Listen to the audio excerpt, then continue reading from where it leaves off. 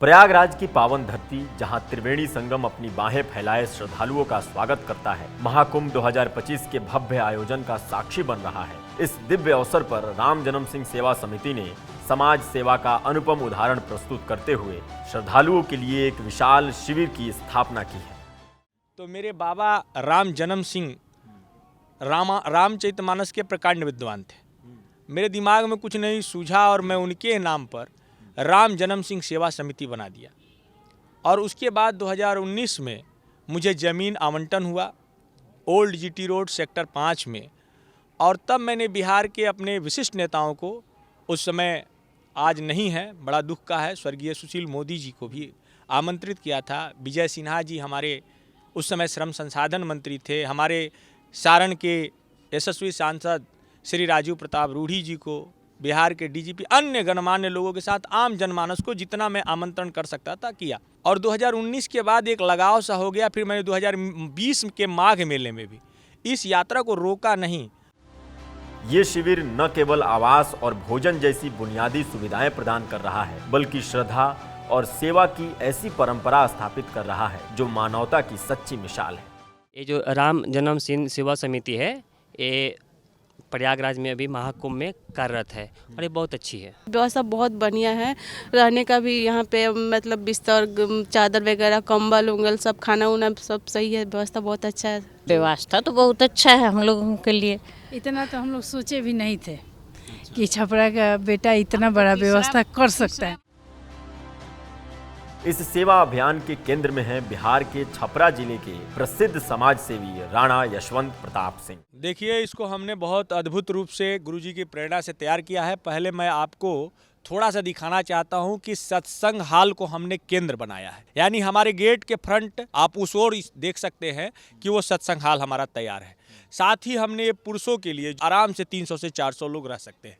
उसी के साथ आप इसी के अपोजिट साइड महिलाओं का भी जो है लगा है, जो टीन सेट बना हुआ है, जो अंदर प्लाईवुड का जंक्शन है, चारों तरफ से घिरा हुआ है।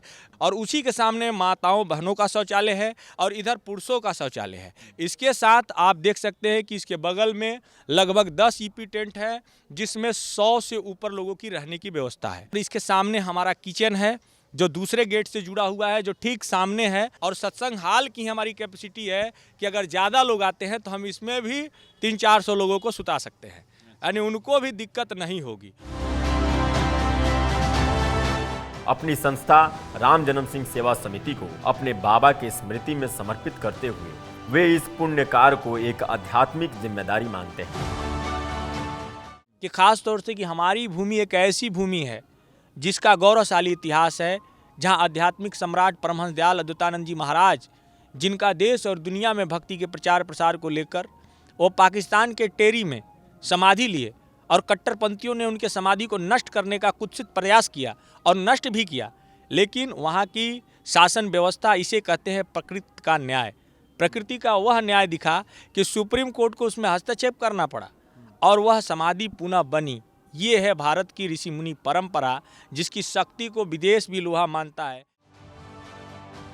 कुंभ मेले में आगंतुकों के लिए सात्विक और पौष्टिक भोजन की व्यवस्था करना भी सनातन परंपरा के आस्था का विषय है और सक्षम व्यक्ति या संस्था खुले हृदय से ऐसी व्यवस्था करते हैं। यहाँ महिलाओं, पुरुषों और परिवार के लिए अलग अलग साफ और सुरक्षित रहने की व्यवस्था उपलब्ध है। इसके अलावा प्राथमिक चिकित्सा और स्वास्थ्य जांच की निःशुल्क व्यवस्था भी यहाँ प्राप्त की जा सकती है।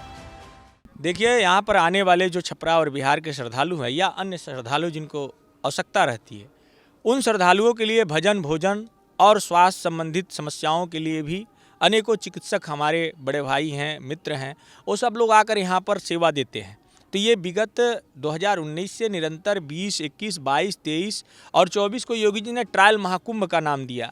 तब से लेकर लगातार ये जो है मैं कर ही रहा हूँ। राणा यशवंत प्रताप सिंह अपने गुरु अद्वैतानंद जी महाराज के प्रति अटूट श्रद्धा व्यक्त करते हैं। उनका कहना है कि गुरु सानिध्य ही इस शिविर की प्रेरणा है। अद्वैतानंद जी महाराज द्वारा सिखाए गए आदर्शों को शिविर के हर पहलू में शामिल किया गया है। राम जन्म सिंह सेवा समिति का ये शिविर महाकुंभ 2025 के आयोजन को खास बना रहा है। ये न केवल सेवा का प्रतीक है, बल्कि सनातन संस्कृति और आध्यात्मिक परंपरा का उत्सव भी है।